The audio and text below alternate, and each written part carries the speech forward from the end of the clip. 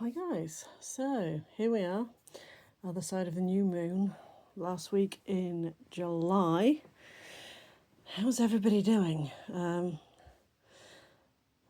was told last week, 4 planets in retrograde at the moment, including Mercury, so watch what you're saying. Yeah, it's been a bit of a week, hasn't it?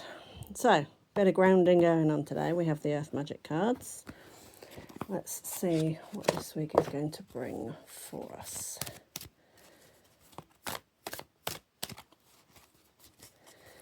Again, apologies if the cat's photobomb, but there's 3 of them around at the moment. Okay, so let's see what we've got. Okay, that was easy today. So we have vulnerability, meadow, vulnerability. Now, how many of us work with our vulnerabilities and how many of us turn away from them? There's things that cause you anxiety, cause you panic attacks, things like this. These are your vulnerabilities. These are the things that you need to be able to work with. A lot of it comes down to shadow work, finding out what it is that triggers that response in you, finding out why it is that you behave that way, and being able to sit with it and actually look at it for what it is, which is, believe it or not, it's a lesson. Okay, all our vulnerabilities are lessons, and it's not something that sits comfortable with a lot of us. I know, especially when here in Britain, we're told, stiff upper lip and put your back into it and just head to the grindstone, nose to the grindstone, things like that. So we are just told to get on with it and carry on doing what we're supposed to be doing.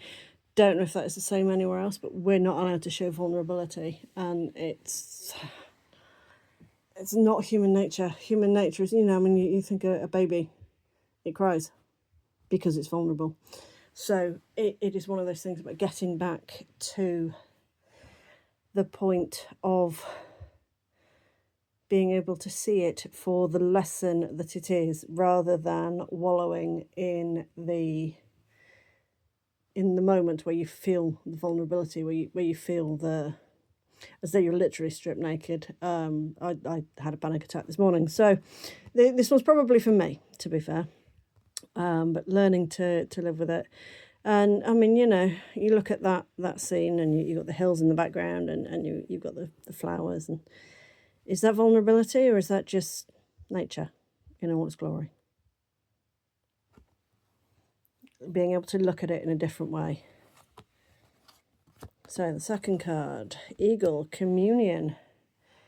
Who do you need to communion with? I've already said that Mercury's in retrograde, so being very, very, very careful with your choice of words. A lot of the time, the ego is coming through as a spirit animal. I don't think that is the case in this one. That's not the vibe that I am getting at all. I am purely getting there is something that needs to be said, there is something that needs to be done, and it can only be achieved with communion, with communication. Perhaps we need to go and sit somewhere where we can be vulnerable in order to commune with nature, example, our inner selves, our shadow selves, however you want to phrase that. There's a lot of haze going on here, so there's a lot of uncertainty. And to me, this card, there is hope. There is the darkness, but there is also the light, and you have to have the one to see the other. The angel also has black and white on it.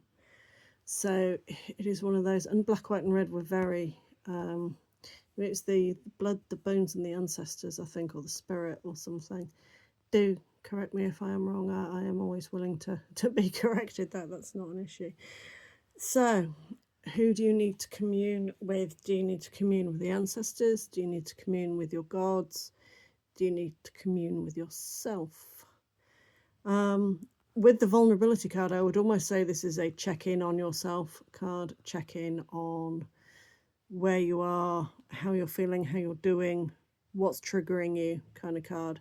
If we've been doing the shadow work, it's worth revisiting certain areas, because obviously not everything is 100%. You know, it's like a malachite or onions. You know, it's in layers, and I think we've just uncovered a new layer. I think that's where this is going. So our third card is Milky Way Perspective. We've got a repetition of shapes here, haven't we? So looking at things in a different way, that kind of reinforces what I was saying with your communing with yourself, exposing your own vulnerabilities and learning how to work with them, how to use them to your advantage, turn them into a strength effectively. The lessons that you are learning this week, we've just had the new moon, obviously we've got all these planets in retrograde.